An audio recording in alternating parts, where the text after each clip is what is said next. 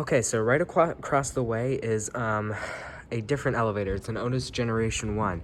But when my friend was here and we were looking at the nearby elevators and we were riding that one and the one over there, I completely forgot that there might be an elevator in this building. I do not know which one this is. I've never ridden it.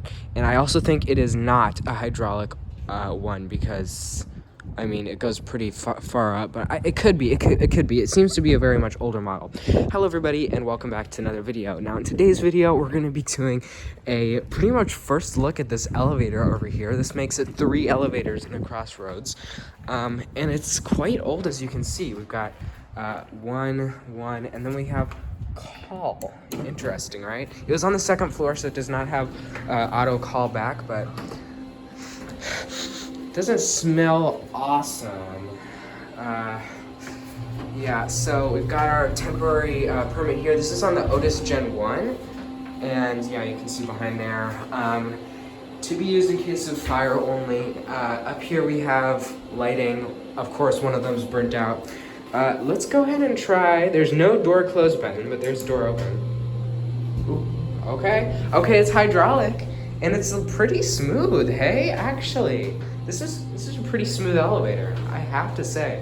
If you don't want me to be yapping in the background, I'm also going to upload a just a non-me talking.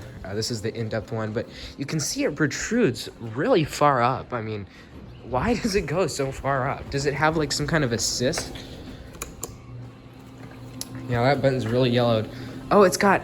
Okay, look at this. This is a mechanical stop, so it doesn't have any laser. Oh, yeah, no, it does not have any laser recognition. Look at. Yeah, this is how it was back then. I have to be fast. That it does have a laser. It has two things I realized while I was filming the aesthetic video. One, it appears that there is a some kind of sensor there, or maybe a reflector, but there is, in fact. It's not very good, but right?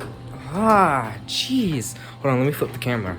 Oh my god, this thing does not want to stay open, bro. It is so bad. Okay, it appears that there is 2 laser sensors. I'm gonna attempt to trigger it because I can hear it. Okay, I believe I've triggered it. Back there, see that LED? Yes, it does detect. It's pretty horrible, and I think it's only if you trip this sensor right here. So yeah, it does indeed have laser sensing, but it is so bare bones. It is like the barest of bones that you can ever get. Like, it is horrible. And also, I basically tripped over this lip. It's pretty big. Yeah, and also I can confirm that the alarm button is not working. I pressed it for a good like few seconds.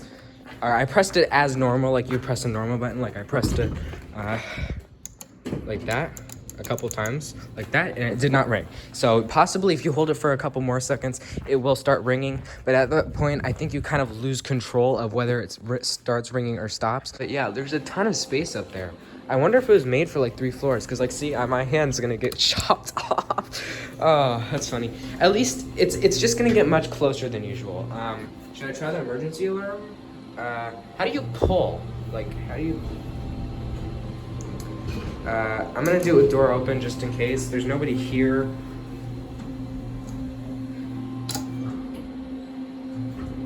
Nope, stay open, bro. Yeah, that does not work.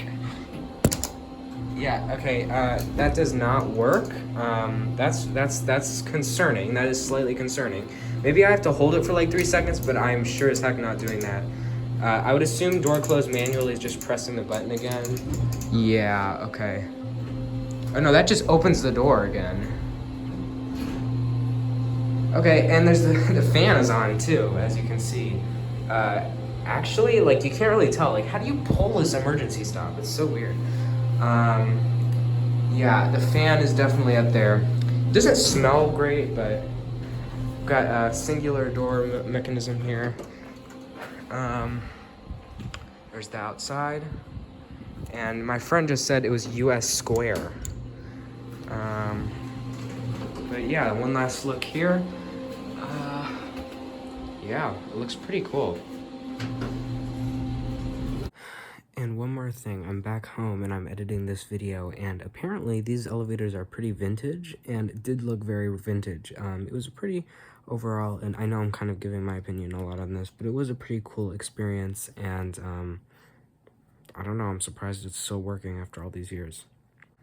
Sorry, I also kind of took like 3 extra clips, and I was pretty much ending the video each time I took the clip, so yeah, I'm just gonna stitch the second clip in here. It was like, yeah, it was after I got out of the elevator and realized how big the engine room was. But you can see, like, you've got this enormous engine room right here.